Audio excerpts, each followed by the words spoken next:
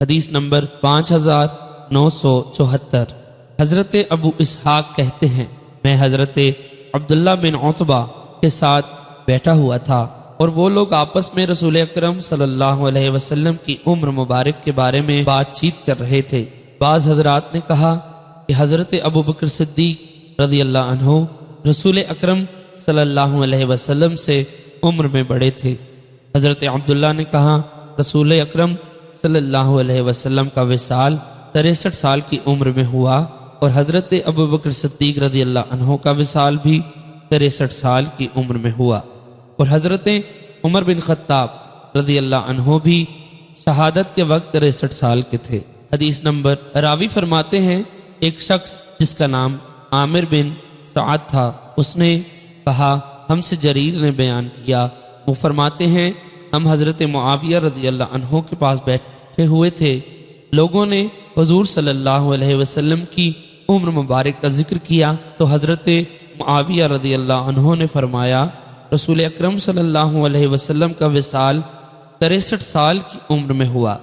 حضرت ابو بکر صدیق رضی اللہ عنہ کا وصال بھی 63 سال کی عمر میں ہوا اور حضرت عمر فاروق رضی اللہ عنہ شہید ہوئے تو آپ کی عمر بھی 63 سال تھی۔ حدیث نمبر 5975۔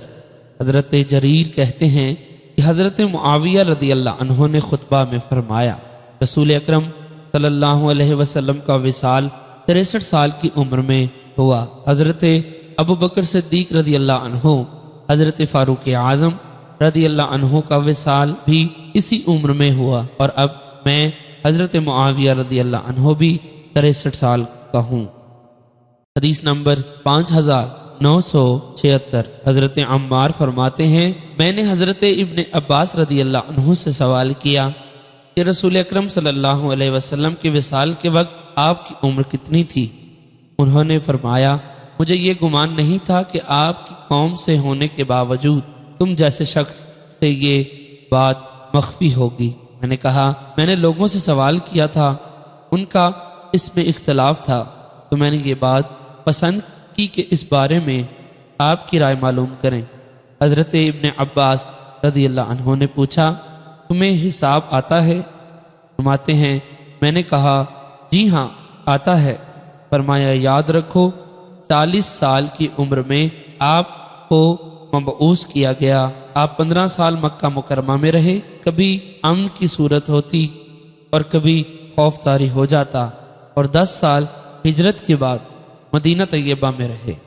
حدیث نمبر 5977۔